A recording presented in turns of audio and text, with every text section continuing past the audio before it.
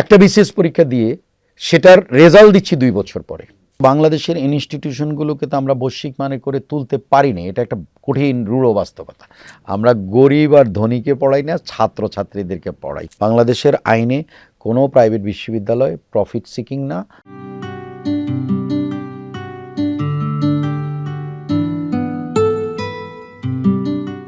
পাঠক, দর্শক, বণিক বার্তার নিয়মিত আয়োজন অন্তর্দৃষ্টিতে আপনাদের সবাইকে স্বাগত জানাচ্ছি।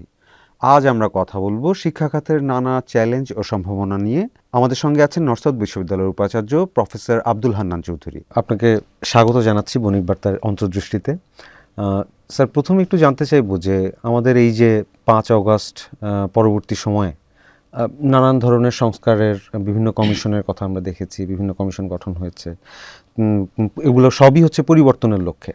তো শিক্ষা খাতে পরিবর্তনের কোনো প্রত্যাশা আপনার নিশ্চয়ই ছিল কিনা, এবং সেগুলোর কি, সেই প্রত্যাশাগুলোর কি অবস্থা? ধন্যবাদ প্রথমে বণিক বার্তা আয়োজিত আজকের এই অন্তর্দৃষ্টি অনুষ্ঠানে, যেটাতে আজকে আমাকে শিক্ষা অঙ্গন, বাংলাদেশের শিক্ষা অঙ্গন এবং শিক্ষা ক্ষেত্র নিয়ে আমরা আলোচনা করব।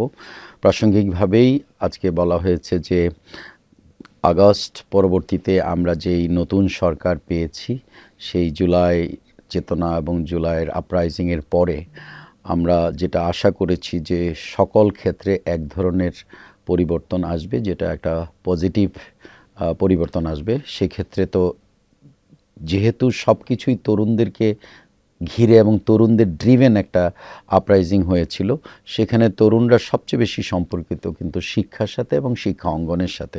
খুব স্বাভাবিকভাবেই বাংলাদেশের শিক্ষা অঙ্গন থেকে সৃষ্টি করা তাদের জন্য পরবর্তীতে যেই মানে জব অপরচুনিটি অথবা তাদের ক্যারিয়ারের জায়গায়ও ঘাটতি ছিল, এক ধরনের অপরচুনিটির স্বল্পতা ছিল, সব কিছু মিলেই তো তাদের একটা আক্ষেপ, ক্ষোভ সব পঞ্জীবিত হয়েই কিন্তু আপরাইজিংটা হয়েছিল। সেখানে শিক্ষা অঙ্গনের তারা যখন বসে বঞ্চিত হচ্ছে বলে দেখেছে, সেটা হোক ক্যারিয়ারের জন্য অথবা হোক তারা যেই পড়াশোনাটা করছে সেটা আজকের বিশ্বমানের নয়, অথবা একটা ছাত্র বা একটা তরুণ ছাত্র তার যেই শিক্ষা অঙ্গনের যেই জার্নিটা, সেই জার্নিতে না পাওয়ার যেই ক্ষোভ বেদনা, সেটা থেকে তাদের পঞ্জীবিত ক্ষোভ থেকে স্বাভাবিকভাবে তারা আশা করবে যে শিক্ষা অঙ্গনের একটা পরিবর্তন আসুক, শিক্ষাক্ষেত্রের একটা পরিবর্তন আসুক। এবং সে কারণেই একটা চিন্তাভাবনা এসছিল যে শিক্ষাক্ষেত্রে নতুন করে একটা সংস্কার হবে। আমরা যারা একটু একাডেমিক এবং আমরা এই আঞ্চলিক রাষ্ট্রগুলোর যেই পরিবর্তনটা দেখেছি, বিশেষ করে ভারত বা পাকিস্তান করেছে হায়ার এডুকেশন কমিশন খুবই সাকসেসফুলি। তাদের হায়ার এডুকেশন কমিশনটা এক ধরনের তাদের নিজস্ব শিক্ষাকে বৈশ্বিক শিক্ষার সাথে তাল মিলিয়ে একটা স্ট্রাকচার্ড স্ট্যান্ডার্ডাইজ মডেলে এটার কোয়ালিটি এবং এটার রিসার্চ এবং অন্যান্য উইংয়ে কোনভাবে এগোবে, তাদের কিন্তু সেই জিনিসগুলো খুব সুন্দরভাবে স্ট্রাকচার করা আছে। আমাদেরও উচিত ছিল বা চিন্তা করা উচিত ছিল, কিন্তু আমাদের এখানে কেন বা কী কারণে হয় নাই, শিক্ষা মন্ত্রণালয়ের আন্ডারে থেকে সেটা আমরা এখনও অনুধাবন করতে পারছি না। তবে আমি মনে করি যে যদি কমিশন আবার ওরকমই হয়, ধরেন আমাদের তো কিছু কমিশন আছে বাংলাদেশে, আমাদের গ্র্যান্টস কমিশন আছে, আমাদের বাংলাদেশ অ্যাক্রিডিটেশন কাউন্সিল আছে, দুইটাই কিন্তু দুই ধরনের বড় কমিশন। কিন্তু এই কমিশনগুলোর কিন্তু এক ধরনের ইন্ডিপেন্ডেন্সও আছে, যদিও মানে একটা প্রসেসের মধ্যে দিয়ে এটার মধ্যে ইয়েরা আসে। কিন্তু আমরা বিগত দিনে কি দেখলাম, আমরা দেখেছি যে এই কমিশনগুলো কিন্তু খুব ফলপ্রসূ পরিবর্তন কিন্তু বাংলাদেশের শিক্ষা ব্যবস্থায় আনতে পারে নাই। এর কারণ হচ্ছে যে আমাদের দেশে যত কমিশনে হয়, বিশেষ করে এই ধরনের কমিশনগুলো এক ধরনের গভর্নেন্স তারা সৃষ্টি করেছে, যেটার মধ্যে মূলত এক ধরনের কন্ট্রোল অথবা অ্যাডমিনিস্ট্রেশন, এটাকেই মোর ফোকাস দেন ফ্যাসিলিটেশন, যে আমরা সাহায্য করব এবং সবসময় একটা প্রক্রিয়ার মধ্য দিয়ে প্রত্যেকটা ইনস্টিটিউশনকে আমরা ধারাবাহিকভাবে নিয়ে আসব। সেই জায়গায় আমাদের ফেইলিয়ার আছে। তা আমার মনে হয় যে এটা আজকে না হলেও ভবিষ্যতে হলেও করতে হবে। কোনো এক ধরনের প্রক্রিয়ার মধ্য দিয়ে বাংলাদেশের সার্বিক শিক্ষা ব্যবস্থাকে আমরা আবার এক ধরনের রিভিজিট করে এবং মানে আমরা এটাকে এগিয়ে নিয়ে যেতে পারব। আমাদের যে প্রশ্ন ছিল, প্রশ্নের উত্তরে আমি একটা জিনিস বুঝলাম, যে আপনি বলছেন যে আমাদের পরিবর্তনের প্রয়োজন ছিল, সেই পরিবর্তনটা হয়নি। সেই পরিবর্তনটা কমিশনের মাধ্যমে হতে পারতো, কমিশনও গঠন হয়নি। আবার কমিশন গঠন হলে সেটার কার্যকারিতা নিয়েও আপনি বলেছেন যে এর পূর্ব অভিজ্ঞতা থেকে দেখা যায় যে খুব কার্যকর হয়নি। তো কিন্তু আবার আপনি বলছেন যে অচিরেই কখনো না কখনো এই রিভিজিটটা করা প্রয়োজন। তাহলে আমাদের গত 17 বছর 20 বছর যদি আমরা 2 দশকে দেখি, আম, তাহলে শিক্ষা ব্যবস্থার সেরকম তো মান ছিল না এবং সেটা পরিবর্তনও আমরা করি নাই। আবার আগামীতে পরিবর্তন হতে হবে সেটাও বলছি। তাহলে এই যে সময়টার যে জেনারেশনটা যারা যাচ্ছে, তাহলে আমরা যে ডেমোগ্রাফিক ডিভিডেন্ডের কথা ভাবি, সেই ডেমোগ্রাফিক ডিভিডেন্ডের আসলে কোয়ালিটির কি হচ্ছে তাহলে? আমি যদি শুধু স্পেসিফিক্যালি ডেমোগ্রাফিক ডিভিডেন্ড যদি বেনিফিটের সাইডে বলি, বাংলাদেশের শিক্ষাক্ষেত্রে কিন্তু আমরা এমন কিছু করতে পারিনি যে আমরা উল্লেখযোগ্য ডিভিডেন্ড নিতে পেরেছি আমাদের পপুলেশনের তুলনায়। বাংলাদেশ ইজ এ কান্ট্রি যেখানে 1.5 million children they cross intermediate level 12 classes from different wings, whether এটা সাধারণ শিক্ষা টু কারিগরি শিক্ষা টু মাদ্রাসা শিক্ষা টু এনি আদার। 1.5 মিলিয়নের মতো চিলড্রেন তারা 12তম ক্লাস শেষ করে আসে। এবছর একটু উইথ অ্যান এক্সেপশন, এবছর একটু কমতি থাকতে পারে। তো যদি এটা মিলিয়নও হয়, তাহলে আপনি বুঝবেন যে এই মিলিয়ন স্টুডেন্টদেরকে আমরা কি আমাদের শিক্ষা ব্যবস্থায়, উচ্চশিক্ষার যে কোনো ধারায় আমরা কি আনতে পারছি? তাদেরকে আমরা কোনোভাবেই আনতে পারছি না। এক। 2 নম্বর হচ্ছে যে যাদেরকে আনছি তাদেরকে যে পরিমাণ আমরা স্কিল দেওয়া, জ্ঞান দেওয়া, সেই জায়গাতে কিন্তু আমাদের অনেক বেশি কমতি আছে। অর্থাৎ আমাদের বর্তমান পৃথিবীর যেই মাপে, মানে বৈশ্বিক মাপকাঠিতে যেই জায়গাটাতে আমাদের অ্যাপটিচিউড লেভেল থাকার কথা একটা বাচ্চার, সেই জায়গায় আমরা পৌঁছাতে পারিনি ইভেন নলেজ গেইনিংয়ে বা অ্যাপটিচিউড লেভেলে। সেটার জন্যই আপনি জানেন যে ওয়ার্ল্ড ব্যাংক কিছুদিন আগেই বলেছে যে বাংলাদেশের 12তম ক্লাসের স্টুডেন্টের অ্যাপটিচিউড হচ্ছে গ্লোবাল লেভেলে 7ম, অথবা যে কোনো একটা ক্লাসের লেভেলে আমরা যদি একজনকে 16তম ক্লাস মানে মাস্টার্স, সে আসলে আছে 12তম ক্লাসের অ্যাপটিচিউড লেভেলে। তাহলে এইটা যদি আমাদের বৈশ্বিক কম্প্যাটিবিলিটির মধ্যে হয়, তাহলে তো বুঝতেই হবে যে আমরা পিছিয়ে আছি অনেক দূর। এই পিছানোটা আমরা অনেক সময় এটা মানতে রাজি হই না। কেন? আমরা একটা সেগমেন্ট নিয়ে কথা বলি, আমার বাচ্চা, আপনার বাচ্চা, অমুকের বাচ্চা, বা সমাজের একটা স্তরের বাচ্চা। আমরা তাদেরকে দেখছি যে তারা তো ঠিকই এখান থেকে গিয়ে উন্নত বিশ্বেও পড়াশোনা করে, তাদের সফলতা অন্যরকম, তারা ভালো চাকরি করে, তারা ওখানে গেলেও অবস্থান করে ভালো। আমরা অনেক সময় বলে ফেলি বাংলাদেশিরা খুব ভালো, কারণ গেলেই তো ভালো করে। কিন্তু আমরা এইটা কখনো চিন্তা করি না যে কী পরিমাণ বাচ্চাকে আমরা সেই সুযোগ থেকে বঞ্চিত করছি। ফলে ডেমোগ্রাফিক যেই ডিভিডেন্ড নেওয়ার কথা, সেই ডিভিডেন্ডের জায়গায় কিন্তু আমরা সত্যিকার অর্থে পিছনে আছি। এর কারণ হচ্ছে যে অ্যাগেইন আমি বলবো, যেই স্ট্রাকচারাল মেথডে আমাদের দেশের শিক্ষা ব্যবস্থাটা চলছে, যেই অ্যাডমিনিস্ট্রেটিভ স্ট্রাকচারে বাংলাদেশের শিক্ষা ব্যবস্থাটা চলছে, এটাতে যদি ফ্রিডম না আনে এবং ফ্লেক্সিবিলিটি না আনে, এবং যদি ফোকাস ট্রান্সফরমেশন না আনে, এই ফ্রিডম, ফ্লেক্সিবিলিটি এবং ফোকাস, এর তিনটা যদি একসাথে কম্বাইন না করতে পারে, বাংলাদেশের সামগ্রিকভাবে শিক্ষার ক্ষেত্রে আমরা যতই বলি যে আমাদের একটা সেগমেন্ট অফ পপুলেশন তারা ভালো করছে, আমি এটাকে সবসময় বলি এরা সেলফ মেড, কিন্তু ইনস্টিটিউশনের ইনফ্লুয়েন্স অথবা সিস্টেমের ইনফ্লুয়েন্স তাদের মধ্যে তেমন কিছু হয়নি। স্যার, এই পরিস্থিতিতে আপনি নিশ্চয়ই উল্লেখ করে ফেলেছেন, তারপর আমি একটু পিন পয়েন্ট করার জন্য বুঝতে চাইব, তাহলে বাংলাদেশের বর্তমানে শিক্ষা ব্যবস্থার মূল সংকটের জায়গাটা কোনটা? আর আপনি তরুণদের কথা বলছিলেন, সামনে যারা নীতি নির্ধারণী পর্যায়ে আসবে তাদের জন্য আপনার কোনো পরামর্শ আছে কিনা? হ্যাঁ আছে। বা একটা হচ্ছে যে এই যে সংকটটা বা সংকটাময় জায়গায় আমরা পৌঁছেছি, এটা তো শুধু ছাত্রদেরকে আর স্কুল কলেজকে আমরা ওইভাবে দোষ দিলে হবে না। স্কুল কলেজ হচ্ছে অ্যাবস্ট্রাক্ট জিনিস, যেটার মধ্যে ইনপুট হচ্ছে একজন শিক্ষক, ইনপুট হচ্ছে ছাত্র, ইনপুট হচ্ছে কালচারটা, ইনপুট হচ্ছে ট্রান্সফরমেশন ফেজটা, যে কি আমি করছি ওখানে, যে একটা বাচ্চা নলেজ গেইন করবে। আমাদের দেশে সেই অ্যাটমসফিয়ারটা, ইকোসিস্টেমটা আমরা করতে পারিনি। আমাদের, উইথ ডিউ রেসপেক্ট, আমাদের দেশে অধিকাংশ শিক্ষা প্রতিষ্ঠানেই, এটা হোক প্রাথমিক থেকে বিশ্ববিদ্যালয়, সেখানে শিক্ষক হওয়ার জন্যে যে কোনো লেভেলই যাকে আপনার অ্যাপ্রোপ্রিয়েট হিসাবে ওই জায়গাটাতে আপনার অবস্থান করতে দেওয়া উচিত ছিল, আপনি সেটা পারেন নাই, বরং আপনি যাদেরকে দিয়েছেন বা আছে, সেটা একটা বার্ডেন ফর দ্য নেশন, এবং এইটা আমার একটা জেনারেশনাল জায়গায় ইম্প্যাক্ট করছে নন কোয়ালিটি এক ধরনের গ্র্যাজুয়েট তৈরি করা। সো আমরা নাম্বারের দিকে, কোয়ান্টিটির দিকে অনেক বেশি প্রাধান্য দিচ্ছি, দেন কোয়ালিটি। আমরা নলেজ গেইনের দিকে প্রাধান্য দিচ্ছি না, দেন নলেজ ক্রিয়েশনের চেষ্টা করছি না। প্রতিষ্ঠানগুলোতে আমরা এক ধরনের সার্টিফিকেট ওরিয়েন্টেড ডিগ্রি পাওয়ার মধ্য দিয়ে এক ধরনের নলেজকে আমরা ডিফাইন করে ফেলেছি যে এই ডিগ্রিটা যখন উনি পেয়েছেন উনি আসলে এই লেভেলের নলেজটা ধারণ করে, কিন্তু বস্তুত তা না। কিন্তু আমাদের দেশে কিন্তু অনেক ডিগ্রিধারী লোক আছে, তারা কিন্তু ওই ডিগ্রিটার সমতুল্য মানের level of aptitude, thought process and analytical ability and also decision making power, অথবা আপনার একটা সমাজে থাকতে গেলে, একটা প্রতিষ্ঠানে থাকতে গেলে যেভাবে কন্ট্রিবিউট করার কথা সেটা কিন্তু করতে পারছে না। কিন্তু স্যার, আমরা তো শুনে আসছি 1-2 দশক ধরে বাংলাদেশের শিক্ষা আন্তর্জাতিক মানের। আমরাই আমাদের ইন্ডাস্ট্রিয়ালরা বলেন যে আমাদের যে ইন্ডাস্ট্রির সঙ্গে কোলাবোরেশন তেমন নাই শিক্ষার। হাজার হাজার গ্র্যাজুয়েট বেকার হয়ে আছে, কোয়ালিটি গ্র্যাজুয়েট পাচ্ছে না ইন্ডাস্ট্রি। আপনার মূল্যায়ন কি? দুটো জিনিস এখানে। ইন্ডাস্ট্রি একাডেমিয়া কোলাবোরেশনে যদি ইন্ডাস্ট্রির পক্ষ থেকে বলা হয় যে তারা একাডেমিক সাপোর্ট পায় না, আবার একাডেমিয়ারও আমরা সবসময় বলতেছি যে আমরা ইন্ডাস্ট্রির সাপোর্ট পাই না। এখানে দুই পক্ষেরই আমি বলবো যে কমতি আছে। একটা হচ্ছে যে industry has to understand that knowledge is actually at the academic body.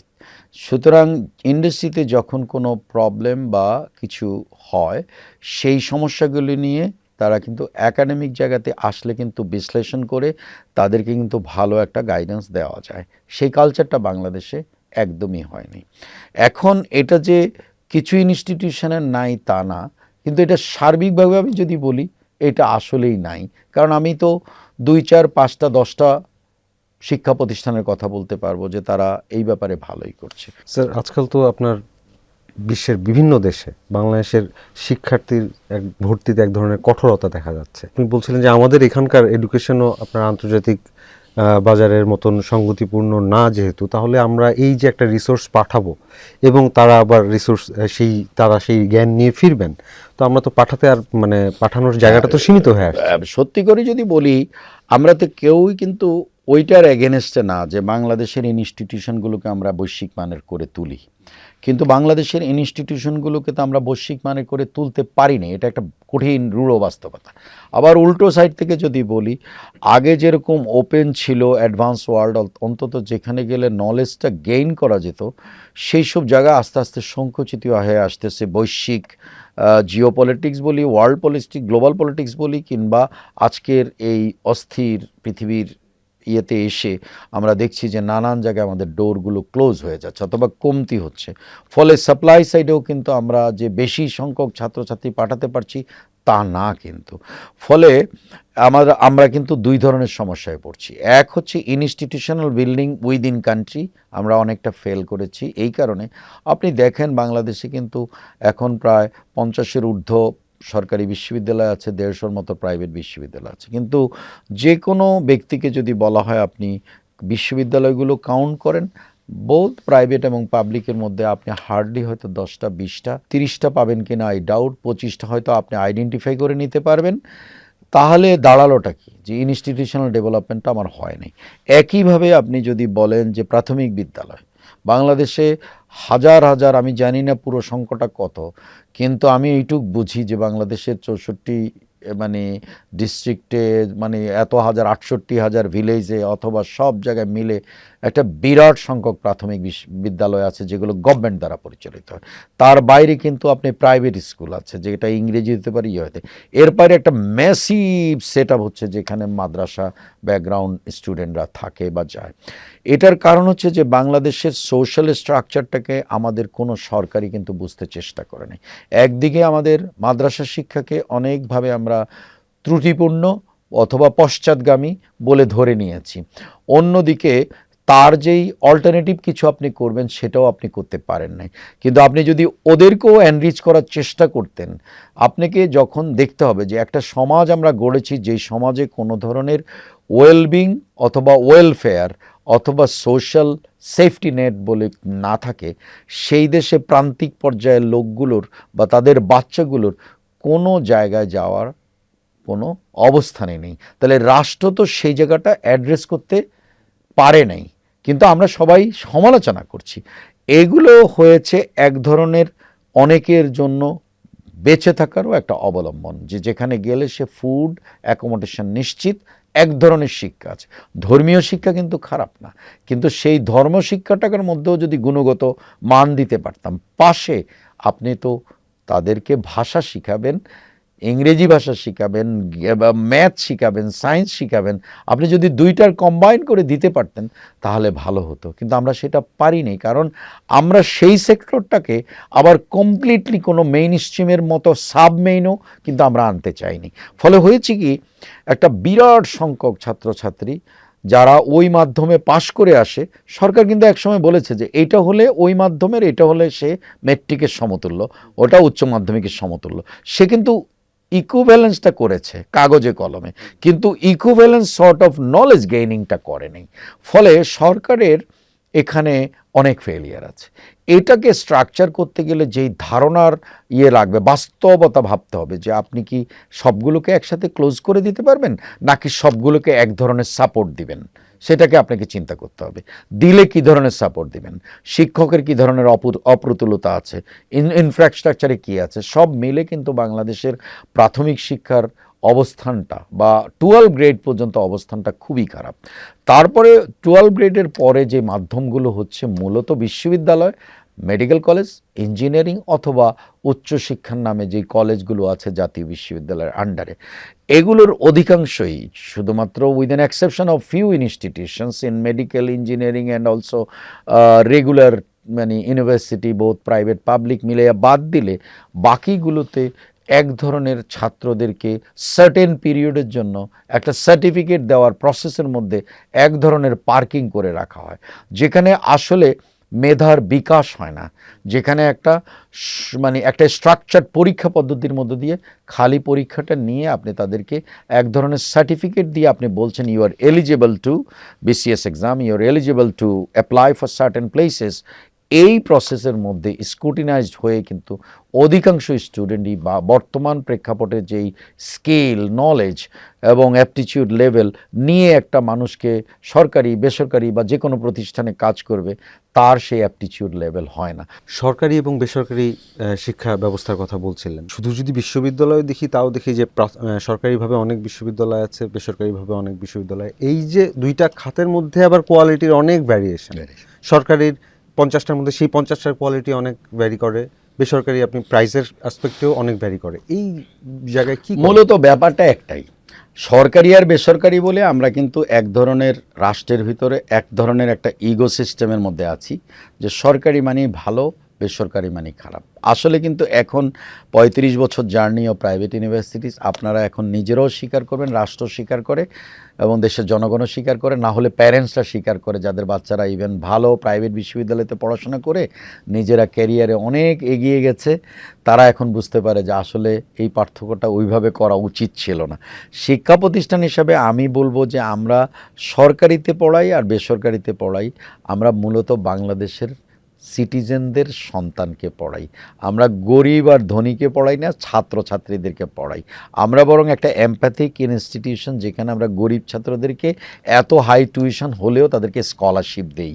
কিন্তু সরকারিতে অত স্কলারশিপ দিতেও হয় না ওই সেন্সে, কারণ সরকারি সব কিছুই বলতে গেলে রাষ্ট্র বহন করে। রাষ্ট্র বহন করা যেই শিক্ষা প্রতিষ্ঠানগুলো, তাদের তো খারাপ করার এত কথা না, কিন্তু সেখানেও আপনি দেখেছেন যে 50টা বিশ্ববিদ্যালয়ের মধ্যে 6 থেকে 8টা বিশ্ববিদ্যালয় ছাড়া বাকি বিশ্ববিদ্যালয়গুলোর মান নিয়ে প্রশ্ন আছে।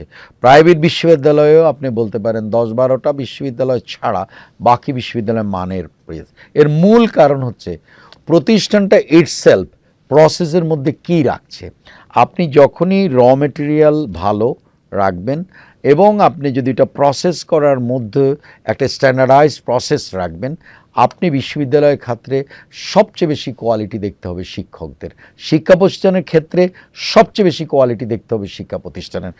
আমরা যখন স্কুলে বা প্রাথমিক বিদ্যালয়ে পড়ি, আমাদের সময় বা আমাদের বাবাদের সময় কিন্তু বাংলাদেশের স্কুলের ইনফ্রাস্ট্রাকচার অত ভালো ছিল না, কিন্তু জানেন, আপনাকে গর্বের সাথে বলি যে ওনাদের শিক্ষকরা কিন্তু অনেক হাই কোয়ালিটির শিক্ষক স্যার ছিল। একটু ইন্টারাপ্ট করি, ওই সময় 6 পাস বা 8 ক্লাস পাশের যে ইংলিশ, হ্যাঁ। এবং এখন মাস্টার্সের পরের যে হ্যাঁ, ইংলিশ, আপনাকে বলি ওই ধরনের 6 পাস বা 7 পাস যেই ব্যক্তিরা বা 9 গ্রেডের ব্যক্তিরা যেভাবে ইংরেজি পত্রিকা পড়ার অভ্যস্ত ছিল, অথবা পারত, অথবা লেখার চেষ্টা করত, অথবা বলতে পারত, এখনকার সেটা আপনি দেখবেন না।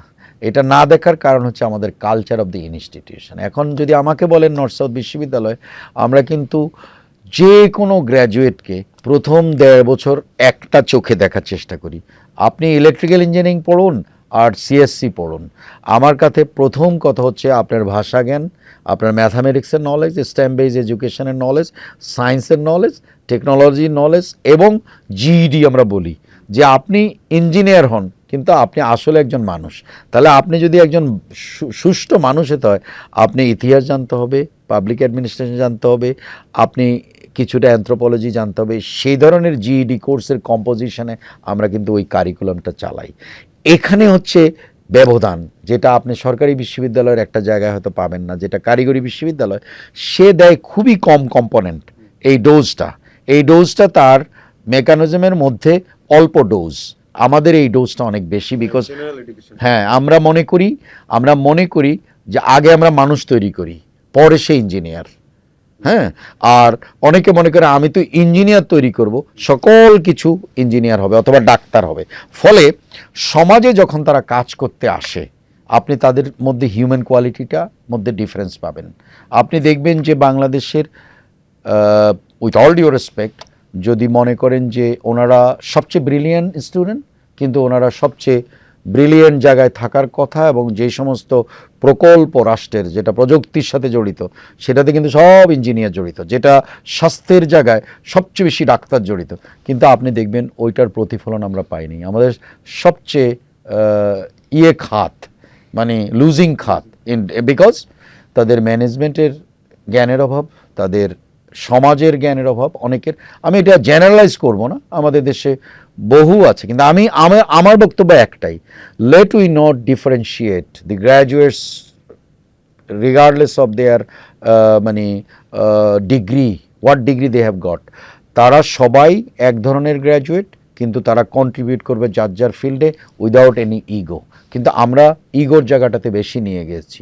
একটা সাধারণ ছাত্রকে সাধারণ বিশ্ববিদ্যালয়ে যখন পাশ করে কোনো সাবজেক্টে, তার জায়গায় তাকে একটা মানসিক জায়গার মধ্যে ফেলে দেওয়া হয়। কারণ হচ্ছে আমাদের দেশের সব কিছুই কিন্তু আমরা স্ট্রাকচার করেছি একটা রেজাল্ট ভিত্তিক জায়গায়, কিন্তু আসলে কিন্তু হিউম্যান বিংকে শুধুমাত্র তার অর্জিত রেজাল্ট দিয়ে কখনো ডিফাইন করা উচিত না।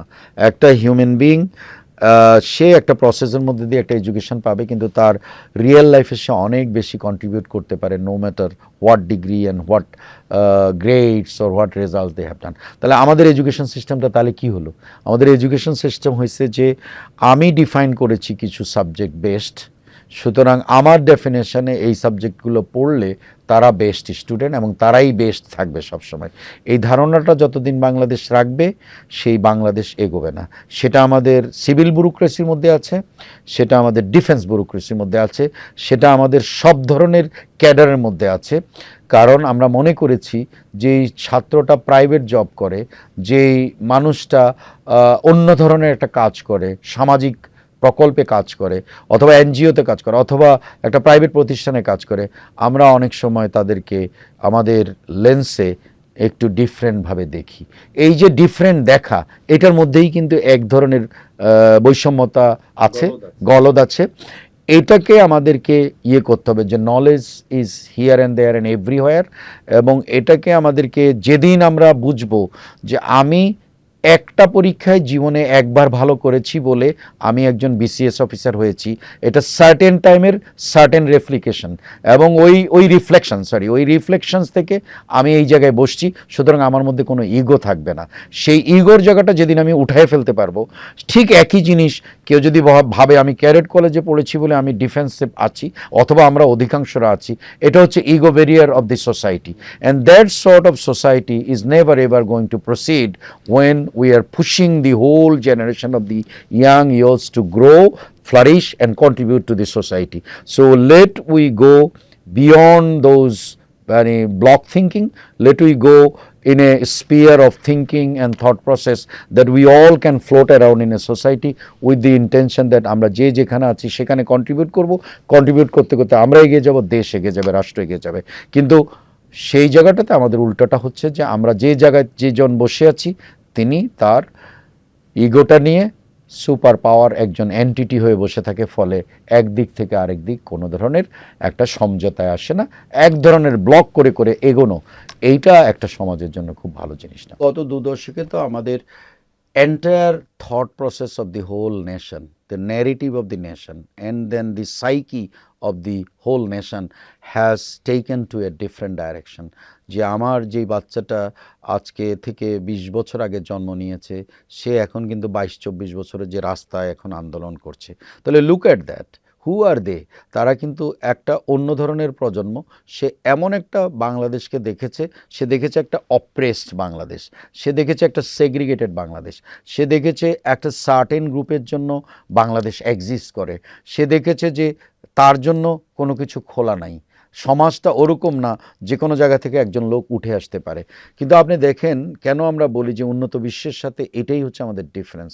উন্নত বিশ্বের এরকম একটা কালচার আছে যে বাচ্চাটা যেখান থেকে উঠে আসুক, তার মধ্যে যদি মেধা থাকে, তার যদি প্রতিভা থাকে, সমাজ, দেশ, প্রতিষ্ঠান তাকে আস্তে আস্তে এগিয়ে নিয়ে যাবে এবং একটা পর্যায়ে এসে সে রাষ্ট্র, প্রতিষ্ঠান যেখানে সে কাজ করে কন্ট্রিবিউট করতে পারে। কিন্তু আপনি এক ধরনের একটা মেসেজ কনভে করতে চেয়েছেন যে ন্যারেটিভটা রাষ্ট্রকে, দেশকে এবং ভবিষ্যৎ প্রজন্মকে আপনি নিজে ইনফ্লিক্ট করে এক ধরনের একটা আইডিওলজি দেওয়ার চেষ্টা করছেন। কিন্তু মানুষ তো ওরকম না। মানুষকে আপনি কোনো আইডিওলজি বা ফিলসফি যদি আপনি ইম্পোজ করেন, তাহলে আপনি ক্ষতিগ্রস্ত হবেন। সেটাই হয়েছে বাংলাদেশে। বাংলাদেশে মুক্ত জায়গায় শিক্ষা ব্যবস্থার একটা থাকে। বাচ্চারা নানান ধরনের জায়গা থেকে জ্ঞান নেয়। যে বাচ্চাটা গান করে, আপনি সেটাকে শিল্পী সাইডে গেছে বলে আপনি তাকে ছোট করে দেখার কিছু নাই, তার কিন্তু ওখান থেকে অনেক কিছু নেওয়ার আছে। যে ইভেন মাদ্রাসাতে পড়ে, তারও কিন্তু এক ধরনের নলেজ বেস আছে। আপনি বলতে পারেন তাকে সার্টেন স্কিলে সে পিছনে চলে যাচ্ছে, যে তার হয়তো ভাষা জ্ঞান অথবা বিজ্ঞানের জ্ঞান অথবা ম্যাথের জ্ঞান, আপনি ওইটা কিভাবে দিতে পারেন সেটা যখনই দিবেন, আপনি দেখবেন যে উন্নত দেশে যখন খ্রিশ্চান স্কুল থেকে একটা বাচ্চা উঠে আসে, মুসলমান স্কুল থেকে একটা বাচ্চা উঠে আসে, ক্যাথলিক স্কুল থেকে যখন একটা বাচ্চা উঠে আসে, সে কিন্তু মেইন স্ট্রিম ইংরেজি স্ট্রাকচার থেকে উঠে আসে এবং সেখানে আবার অন্য ধরনের স্কুলিং আছে, হোম স্কুলিং, বাসায় বসে পড়ে যারা উঠে আসে, সব কিছু মিলে কিন্তু সেই বাচ্চাটা উচ্চশিক্ষা যেতে পারে এবং গিয়ে কিন্তু সে ডাক্তার, ইঞ্জিনিয়ার সব কিছু হতে পারে। কিন্তু আমরা তো আমাদের দেশে সব কিছু ব্লক করে ফেলেছি। যেমন ধরেন, আমি এখন একটা এমন কথা বলবো, এটা হয়তো বাংলাদেশের শিক্ষা ব্যবস্থার সাথে কেউই হয়তো পছন্দ করবে না। যদি আমি বলি যে একটা লিবারেল আর্টস পাশ করা একটা স্টুডেন্টকে আপনি বাংলাদেশে মেডিকেল শিক্ষার দিকে আগায় নেবেন, কথাটা কিন্তু বাংলাদেশের ল্যান্ডস্কেপে খুবই অদ্ভুত মনে হবে।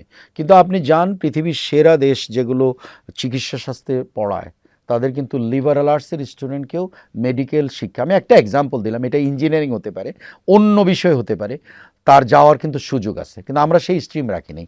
আমাদের দেশের ধারণা হলো বায়োলজি এবং ফিজিক্স না পড়লে বা বায়োলজি আর কেমিস্ট্রি না পড়লে আপনি ডাক্তার হতে পারবেন না, ফিজিক্স এবং ম্যাথ না পড়লে আপনি ইঞ্জিনিয়ারিং হতে পারবেন না। তাহলে আপনার ধারণাটা কি? আপনার ধারণাটা হচ্ছে ইঞ্জিনিয়ার হতে গেলে শুধু ফিজিক্স আর ম্যাথ হলেই চলে এবং সে কারণে আমি ওই দুটা নাম্বার দিয়ে তাকে টেস্ট করব। কিন্তু দেখেন, পৃথিবীর সব জায়গায় একটা ওপেননেস আছে, একটা যেটা আপনার অন্য ল্যাডার থেকে এসে একটা বাচ্চা ফ্লারিশ করতে পারে। আমরা ব্লক করে করে শিক্ষাকে আগাতে চাই, জ্ঞানের জায়গাতে আগাতে চাই।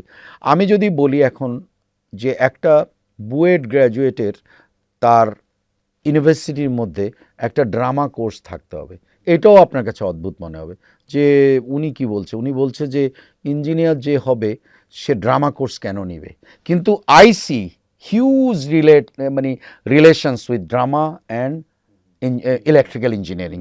কারণ আপনি আজকের পৃথিবীর যত ড্রামা আছে এবং স্টেজিং পারফরমেন্স আছে, সেটাতে যদি আপনার ইলেকট্রিক্যাল অ্যান্ড কম্পিউটিং নলেজ না থাকে, আপনি অনেক কিছুই করতে পারবেন না।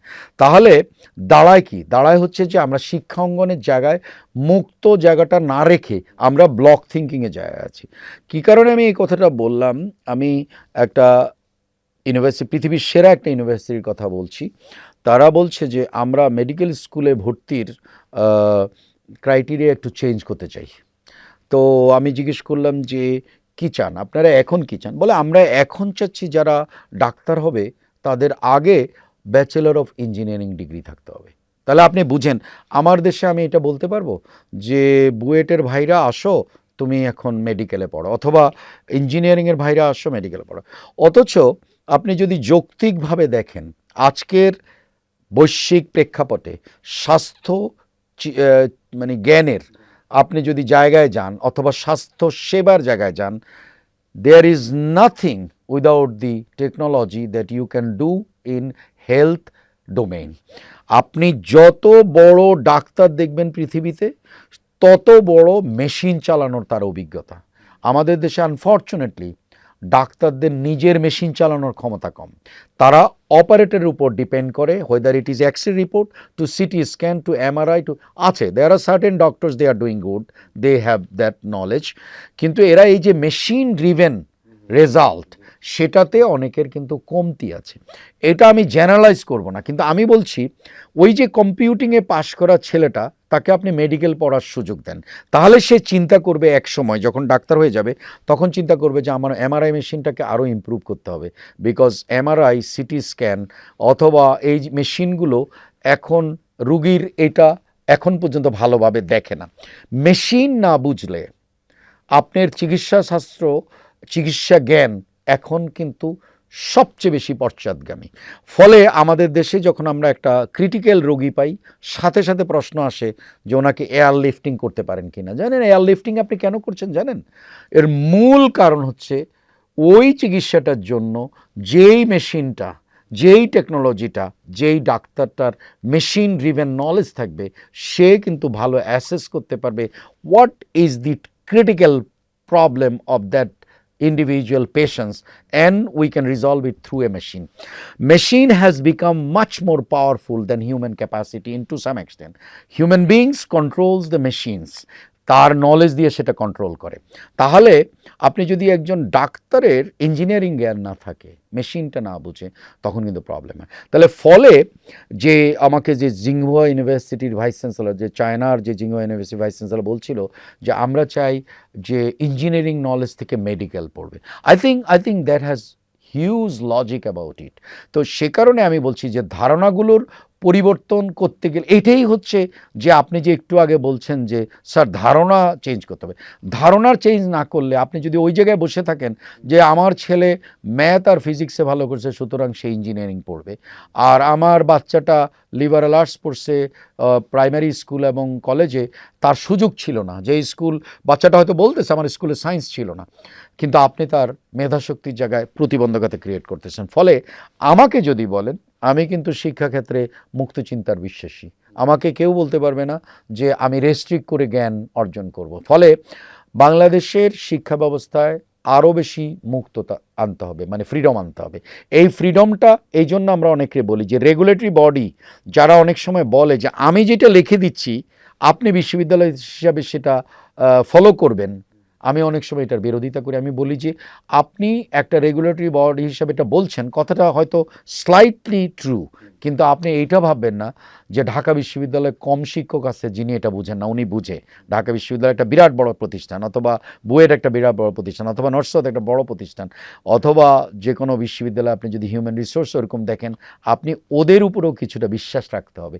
আমাদের দেশে আনফর্চুনেটলি সেই বিশ্বাসের জায়গায় আমরা নাই, বরং আমরা মনে করি যে ওনাকে আমরা দেখিয়ে দেব কাগজ এটা দিয়ে। হ্যাঁ, তো এই জায়গাগুলো আপনি উন্নত বিশ্বে কিন্তু এই ধরনের রেস্ট্রিকশন নাই, তারা কিন্তু এক্সপেরিমেন্ট করে, তারা বলে যে ঠিক আছে এই বিশ্ববিদ্যালয়টা তার প্রোগ্রামটা এইভাবে রান করতেছে, late them run and let we see result. আমি অনেক সময় নর্থ সাউথ বিশ্ববিদ্যালয়ের পক্ষ থেকে পুরো জাতিকে আমি একটা কথা বলি, অনেক সময় শিক্ষার সাথে যারা সম্পৃক্ত, আমি অনেক সময় বলি প্লিজ প্লিজ প্লিজ আমাদেরকে একটু ইন্ডিপেন্ডেন্ট থাকতে দেন। 35 বছরে আপনারা যেটা দেখেছেন, আরও 20 বছর পরে সেটা অ্যাসেস করেন, একটা পর্যায়ে গিয়ে আপনি বলবেন যে এই মডেলটা কি ভালো না ওই মডেলটা ভালো, আপনারই কিন্তু বিচার করার একটা জায়গা আসবে। তো let them play in their own ground with their own ball. আপনি নিজে একটা বল দিয়ে দিবেন, তারপরে আপনি নিজে বলে দিবেন যে এইভাবে খেলো এবং এইভাবে খেললে বেস্ট খেলাটা হয়। That is not the world that we are living. Sir, আপনি যদিও সামান্য এই প্রশ্নের উত্তর অলরেডি দিয়ে দিয়েছেন, আমি ছোট ছোট করে একটু জানতে চাইবো যে আমাদের কৃত্রিম বুদ্ধিমত্তা, এআই বা প্রযুক্তির প্রভাব উচ্চশিক্ষায়, এ নিয়ে আপনি আর কিছু বলতে চান কিনা? হ্যাঁ, আমি তো অনেক বলবো যে এখনও আমি বলি নেই যে আমরা বিশ্ববিদ্যালয় হিসাবে এবং আমার নেতৃত্বে যেগুলো হচ্ছে আর কি, আমাদের একটা উইং আছে, এটার নাম হচ্ছে IML, intelligence machine lab. Intelligence machine ল্যাবে আপনাকে আমি বলতে পারি আমাদের বেশ কয়টা ফ্যাকাল্টি আছে, তারা এমন কাজ করে যে তাদের ইন্টেলিজেন্স এআই ড্রিভেন কাজগুলো কিন্তু পৃথিবীর টপ নচ এআই জার্নালেই পাবলিশড হয়। আমরা স্বল্পতা এবং সাপোর্টের কমতির কারণে অনেক সময় তাদেরকে ফ্যাসিলিটেট করতে পারি না, কিন্তু আমরা দেখছি যে এই ল্যাবটা যেভাবে কাজ করে যাচ্ছে সেটা কিন্তু অচিরেই বাংলাদেশে এবং আমাদের ইউনিভার্সিটিতে একাডেমিক জায়গায় তো অলরেডি কন্ট্রিবিউশন এনেছে। আমাদের ছাত্ররা শিখতেছে, এরা শিখতেছে এবং এখান থেকে শিখে এই ছাত্ররা বিদেশে যাচ্ছে। আমি মনে করি সেই ছোট্ট জায়গায় আমাদের অনেক কন্ট্রিবিউশন আছে এবং এই জায়গাগুলোকে যদি আপনি বলেন যে এখন আমরা হলিস্টিক্যালি আনার চেষ্টা করতেছি। একটা হচ্ছে যে দু ধরনের কথা, যখন আমরা এআই নিয়ে কথা বলবো তখন দুটো পার্ট আছে। একটা হচ্ছে how the AI education as AI technology matter, কী ধরনের জ্ঞান আপনি চর্চা করছেন যাতে ভবিষ্যৎ প্রজন্মের ছাত্ররা এআই ড্রিভেন জায়গায় আরও কন্ট্রিবিউট করতে পারে। এটা কম্পিউটিং হতে পারে, প্রোগ্রামিং হতে পারে, ল্যাঙ্গুয়েজ হতে পারে, বিভিন্ন এআই ড্রিভেন কাজ। আরেকটা হচ্ছে যে এআইয়ের আউটপুট নিয়ে আপনি নানান শাখায় কী ধরনের বেনিফিট নিতে পারেন। এটা বিজনেস হতে পারে, এটা হেলথ কেয়ার হতে পারে, এটা শিক্ষা এবং সমাজের অন্যান্য প্রবলেম সলভ করার জন্য যেই জায়গাগুলো আছে সেটা। তো এআইয়ের জ্ঞান চর্চা এটা বিশ্ববিদ্যালয়গুলোতে ভালোভাবে আনতে হবে। আমাদের বিশ্ববিদ্যালয় এআই, রোবোটিক্স এবং সাইবার সিকিউরিটি, আপনি শুনলে খুশি হবেন, গুগল বাংলাদেশের একমাত্র বিশ্ববিদ্যালয় যেখানে একটা সাইবার সিকিউরিটি ক্লিনিক সেটা খুলে দেবে আমাদেরকে। আমরা সরকারের সহযোগিতায় নর্থ সাউথ ইউনিভার্সিটিতে একটা ইনোভেশন হাব করব, আমরা গ্র্যান্ট পাইছি। আমাদের এখানে একটা ফ্যাব ল্যাব হবে খুবই আধুনিক। আমরা একটা স্টার্ট আপ উইংস আছে যেটার জন্য আমরা সবসময় প্রাউড যে north south the first university in Bangladesh, যারা বহু বছর থেকে স্টার্ট আপ করে তরুণদের মেধা এবং তরুণদের এন্টারপ্রেনিউরিয়াল জ্ঞানের চর্চা করছে এবং সেটা থেকে আমাদের দেশে সাকসেসফুল এন্টারপ্রেনারশিপ আমাদের নিজেদের গ্র্যাজুয়েটদের অনেক আছে এবং আমরা এটা অন্যদেরকেও এখন এই জ্ঞান দিচ্ছি। আমরা শুধু নিজেদের স্টুডেন্টদেরকে শুধুমাত্র পড়াই না, অনেক সময় এন্টারপ্রেনিউরিয়াল জার্নির জন্য নারী এবং ব্যবসায়ী এবং সমাজের নিচের স্তরের জনের জন্য আমাদের সাপোর্ট আছে। এবং নতুন করে আমরা এখন প্রাথমিক বিদ্যালয়ে কিভাবে পরিবর্তন আনা যায় সেটার জন্য আমরা কোলাবোরেশন করছি, যে কিছু প্রাথমিক বিদ্যালয়ে শিক্ষকদের পরিবর্তন আনতে হবে, সেটা আমরা এক্সপেরিমেন্ট করছি থ্রু ইয়ে।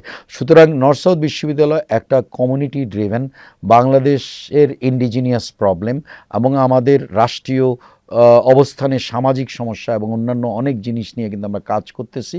আমি মনে করি এটাই হচ্ছে বিশ্ববিদ্যালয়ের কাজ। বাংলাদেশের যেই প্রান্তিক পর্যায়ে যেই সরকারি বিশ্ববিদ্যালয়গুলো আছে তারা কিন্তু ওই লোকাল জায়গাটাতে যদি এগ্রি সমস্যা থাকে অথবা যেটার আমাদের সামাজিক সমস্যা থাকে, সেই সমস্যার সমাধান নিয়ে যখন বিশ্ববিদ্যালয়ের ভিতরে কাজ করবে তখন আপনি বুঝতে পারবেন যে সে কিন্তু কন্ট্রিবিউট করতে সোসাইটিতে। আমাদের দেশে অনেকের ধারণা শুধুমাত্র বোধহয় গাদা গাদা পেপার লিখলে, যদিও নর্থ সাউথ পেপারে সবচেয়ে বেশি এখন সাইটেশন এবং ভালো করছে, অনেক ভালো, আমাদের র্যাঙ্কিং এই জন্যই উঠে যাচ্ছে, কিন্তু সেটা এক ধরনের, আমরা বলবো যে এক ধরনের কোয়ালিটি র্যাঙ্কিং, এগুলো নিয়ে আমরা ড্রাইভ দেই হচ্ছে। আবার আরেক ধরনের আমি বলি যে সবসময় সবাইকে ওই জায়গাতে না পারলেও আপনি কমিউনিটি ড্রিভেন অনেক কাজ করেন যেটা সমাজের একটা সমস্যাকে সমাধান করবে, তাহলেও কিন্তু একটা শিক্ষা প্রতিষ্ঠান হিসেবে কমিউনিটিতে আপনার ছাপ থাকবে যে আপনি এক ধরনের পরিবর্তন আনতে চেষ্টা করতেছেন। স্যার, দুই একটা কর্তৃপক্ষের নাম বলেছেন আপনি, যেমন ইউনিভার্সিটি গ্রান্টস কমিশন এবং বেসরকারি বিশ্ববিদ্যালয়গুলো, বা বেসরকারি না, বিশ্ববিদ্যালয়গুলো উচ্চশিক্ষার মান উন্নত করতে আসলে কোনো কার্যকর ভূমিকা রাখছে? এক হচ্ছে যে আমরা ইউজিসিকে সবসময় ক্রিটিসিজম করলেও ইউজিসি কিন্তু আবার ইউজিসি ড্রিভেন, আমরা একটা হিকাপ প্রজেক্টের মাধ্যমে বাংলাদেশের সকল প্রাইভেট এবং পাবলিক বিশ্ববিদ্যালয় IQAC, institutional quality assurance sell গঠন হয়েছে। এই সেলগুলো কিন্তু যেই প্রজেক্টের মাধ্যমে এটা করা হয়েছিল 2 বছর চালানো হয়েছে, তারপরে কিন্তু প্রতিষ্ঠানগুলো চালায়। এখন প্রতিষ্ঠানের ব্যাপার, যেমন আমরা খুব ইউনিক হইতে চালাচ্ছি ওটা, আমরা এবং বাইরের জ্ঞান এনে কোয়ালিটি ইমপ্রুভমেন্টের জন্য কাজ করছি, অন্যরাও নিশ্চয়ই করছে, এবং যে করবে তার স্ট্যান্ডার্ডাইজ জায়গায় সে আরও উপর দিকে যাবে। আরেকটা হচ্ছে যে ইউজিসির এগুলোই করা উচিত, যে আপনি বলে দেবেন যে আপনাকে আমরা মানে আউটকাম বেস কারিকুলাম আপনাকে ইমপ্লিমেন্ট করেন, আমরা করছি, সেগুলো আমরা আউটকাম অ্যাসেসমেন্ট করি, সেটা ভালো। আমি বলবো এই সব ধারণাগুলো যখন তারা কাগজে কলমে দেয়, দিজ আর গুড। এটা হচ্ছে আপনি এক ধরনের ফ্যাসিলিটেট করছেন, সাপোর্টও দিয়েছেন বা দিচ্ছেন, কিন্তু তার কন্ট্রোলের জায়গায় যখন আপনাকে বন্ধ করে দেয় কিছু কিছু জায়গা, সেই জায়গাগুলো আমি মনে করি বাংলাদেশে কিন্তু আমাদের ওই প্রতিষ্ঠানগুলোর ধারণার মধ্যে কিন্তু একটু সমস্যা আছে। প্রত্যেকটা প্রতিষ্ঠানকে আপনি একভাবে ট্রিট করলে হবে না। 2, প্রত্যেকটা প্রতিষ্ঠানকে আপনি একই জায়গায় আনতে গেলে এক সময় হবে না। 3, আপনি ক্যাটাগরি করে টায়ার 1, টায়ার 2, টায়ার 3 করে আপনি এগুলোকে এই ধরনের সাপোর্ট দিবেন, ওগুলোকে এই ধরনের সাপোর্ট দিবেন, তাহলে দেখবেন যে প্রতিষ্ঠান হবে। আপনি যদি পার্শ্ববর্তী দেশ দেখেন, ভারত, আমরা ওদের অনেক ভালো দিক নিয়ে গল্প করি, কিন্তু ওই রাষ্ট্রেই কিন্তু আমাদের চেয়ে ইকুয়ালি ব্যাড বলবো না, আমাদের চেয়ে ওয়ার্স প্রতিষ্ঠান আছে, কিন্তু আমরা ওদের হাইলাইটেড প্রতিষ্ঠানগুলোর কথা বলি, যেগুলো আসলে হাইলাইটেড, স্পেশালি আইআইটিস অ্যান্ড অলসো আইআইএমস অথবা আইএসবি যেগুলো বলি। তার মানে কি, প্রত্যেকটা নেশনের কিছু আইকনিক প্রতিষ্ঠান থাকতে হয় যেটা বেস্ট। এখন বাংলাদেশে যদি আপনি একটা হসপিটাল জানতেন যে এটা বেস্ট ইন ক্যান্সার, তাহলে আপনার ক্যান্সারের সমস্যা এই দেশের রাষ্ট্রের ভাবেই কমে যেত। আপনি যদি জানতেন যে এটা বেস্ট ইন হার্ট, আছে আমাদের 2-4টা যে নাই তা না, কিন্তু আপনি এগুলোকে আরও সাপোর্ট দিয়ে, এগুলোকে আরও স্কেল আপ করে আপনি ম্যাস পিপলের জন্য আপনি করতে পারেন। তো ফলে দাঁড়ায়টা কি, দাঁড়ায় হচ্ছে যে আপনি সকল প্রতিষ্ঠানকে একই লেভেলে সবসময় আনতে পারবেন না, যতই আপনি চাপ দেন। ফলে আপনার pace of pressure and administrator and also have confidence with certain, because এরা একটা থ্রেশহোল্ড ক্রস করছে, অন্যদেরকে এই থ্রেশহোল্ডে আনতে হবে, এইভাবে স্ট্র্যাটেজি করতে হবে, ওইভাবে হলে হবে না। তো আমরা অনেক সময় একটু বিরক্ত হই, অনেক সময় যখন দেখি যে সাদা কাগজে যেই চিঠিগুলো আসে সেটা মনে হয় এটা আমাদের জন্য না, কিন্তু আমরাও সেটা কমপ্লাই করতে হয়। বারবার আপনি যখন একটা প্রতিষ্ঠানকে বা একটা জায়গাতে একই কথা বলবেন, আপনি নিউ কোনো কিছু করতে পারবেন না।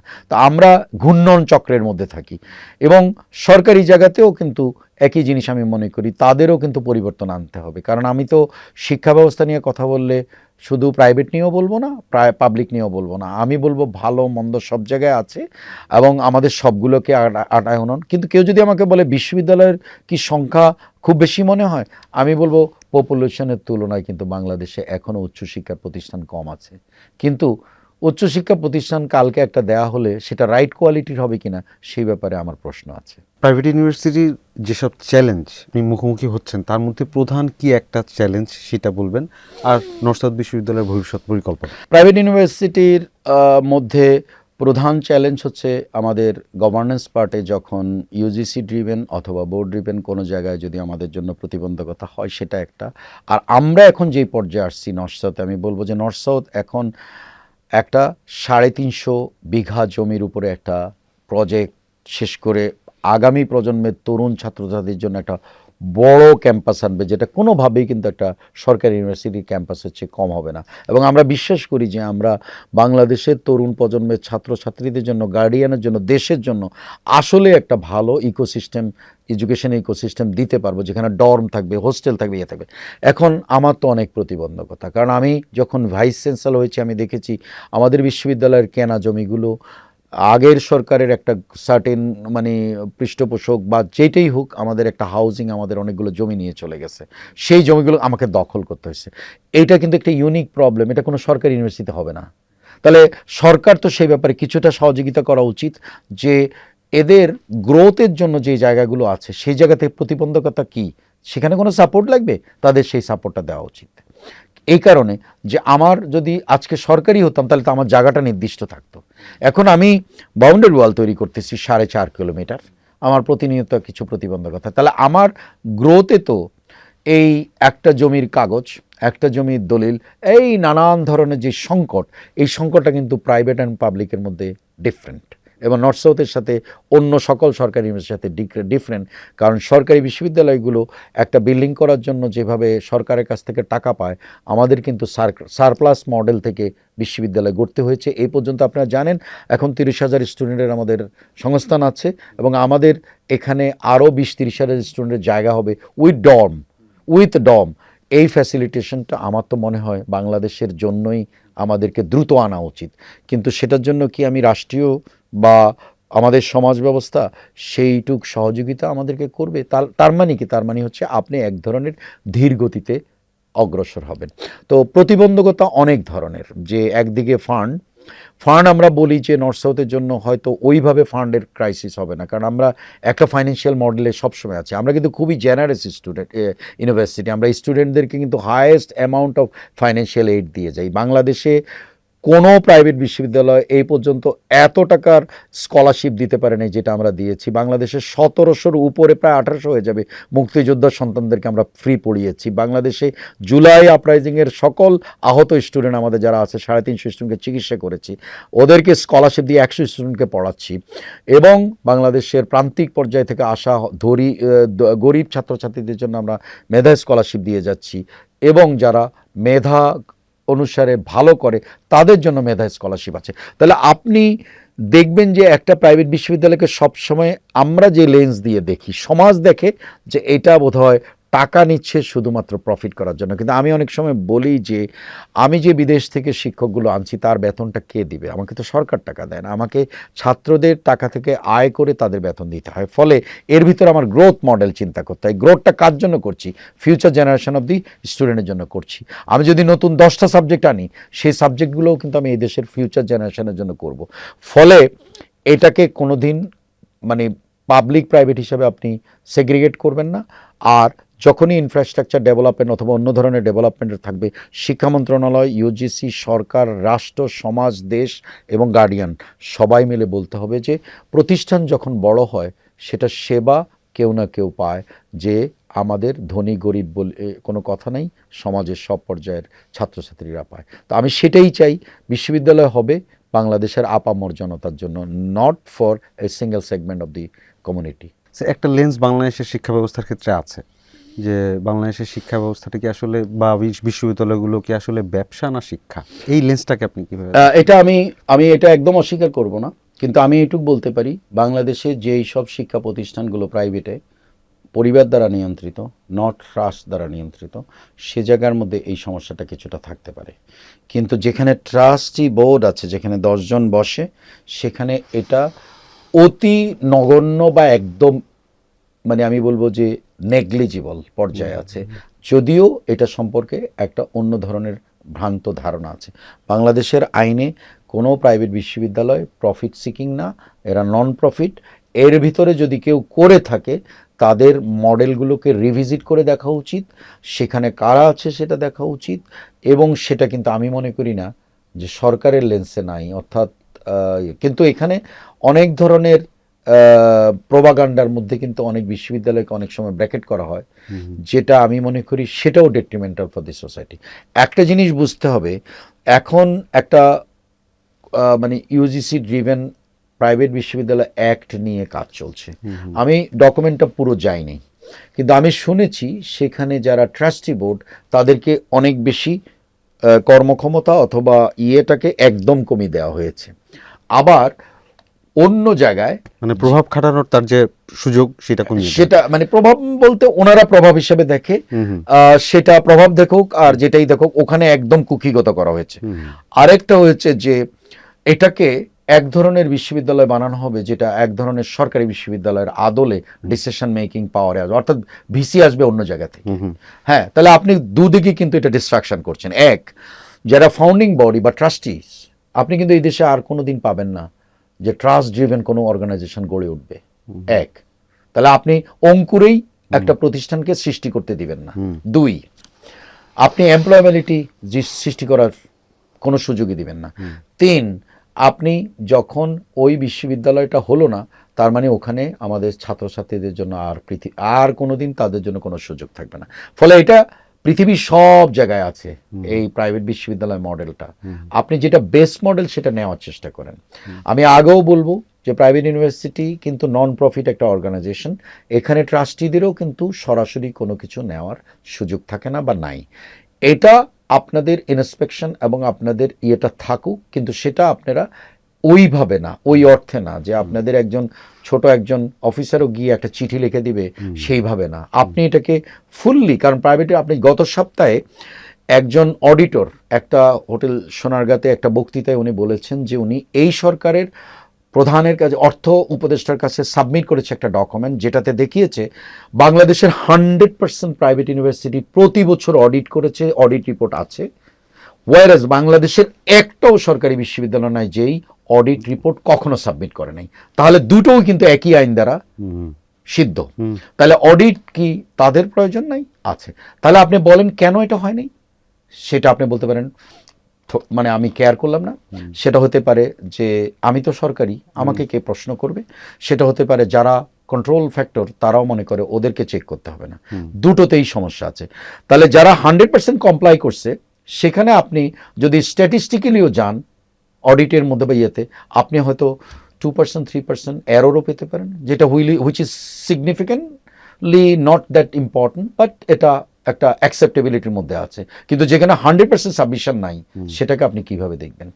তারা কি রাষ্ট্রের অন্য আইন আছে যেখানে যেই রাষ্ট্রে কর দেওয়ার সময় সকল প্রতিষ্ঠানের অডিট রিপোর্ট দিতে হয়, কর্পোরেট সেক্টরের বা থেকে?